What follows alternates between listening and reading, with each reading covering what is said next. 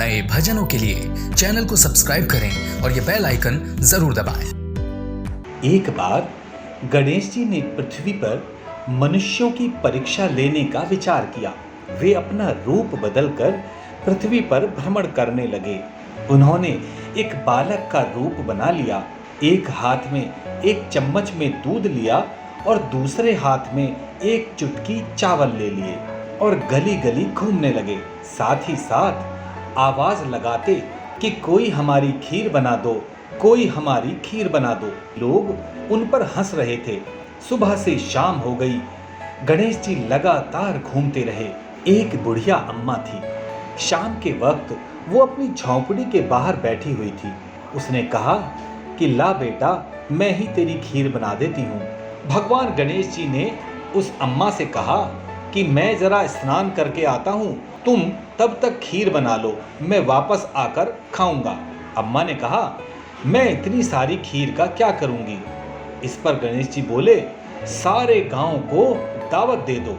उस बूढ़ी माँ ने बड़े प्यार से मन लगाकर खीर बनाई।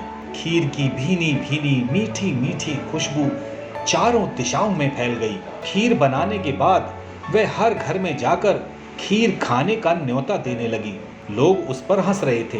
बुढ़िया के घर में खाने को तो दाना नहीं है और सारे गांव को खाने पर खीर की दावत दे रही है। लोगों को कौतूहल तो जरूर हुआ, पर खीर की खुशबू से लोग खिंचे चले आए।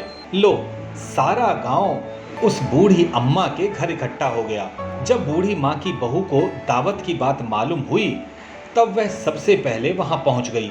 उसने खीर से भरे पतीले को देखा तो उसके मुंह में पानी आ गया। उसे बड़ी जोर से भूख लगी थी।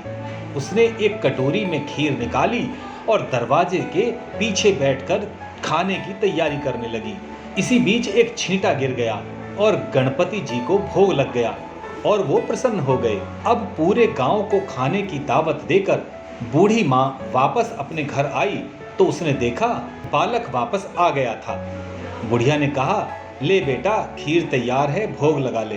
गणेश जी बोले, माँ, भोग तो लग चुका है, मेरा पेट पूरी तरह से भर गया है, मैं तृप्त हूँ।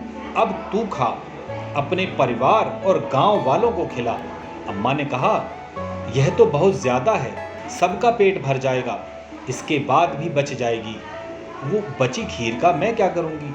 इस पर गणेश जी बोले, उस बची खीर को रात को अपने घर के चारों कोनों में रख देना। बूढ़ी माँ ने वैसा ही किया। जब सारा गांव जी भर के खा चुका, तब ढेर सारी खीर बच गई। उसने उसके पात्रों को अपने घर के चारों कोनों में रख दिया। सुबह उठकर उसने देखा, उसकी सारी दरिद्रता दूर हो गई। गणेश जी सबकी मनोकामनाएं पूरी करने लगे। जैसा भगवान गणेश ने उस बूढ़ी माँ पर कृपा की, वैसी कृपा भगवान हम सब पर बनाए रखना। ओम गं गणपतये नमः।